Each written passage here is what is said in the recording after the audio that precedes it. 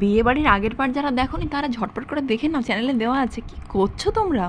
অনেকদিন ধরে ভাবছি বিয়ে বাড়ির খাওয়ার ভিডিওগুলো দেবো, কিন্তু সেটা দেওয়া হচ্ছে না। কি করে দেবো বলো?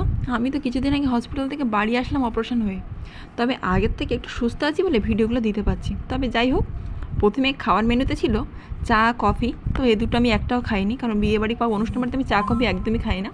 তারপরে সোজা চলে গেলাম ফুচকা খেতে, 2-3টে খেলাম। আমি ভিডিও করছি দেখে ফুচকা ছেলেটা একটু লজ্জাই পাচ্ছিল।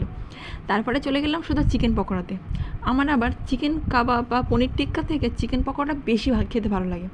আমার মতো কে কে চিকেন পকোড়া খেতে পছন্দ করো অবশ্যই কিন্তু কমেন্টে জানিও। চিকেন পকোড়া খাওয়ার পর আমি আর পনির টিক্কাতে হাতও দিইনি, যে কেমন খেতে হয়েছে।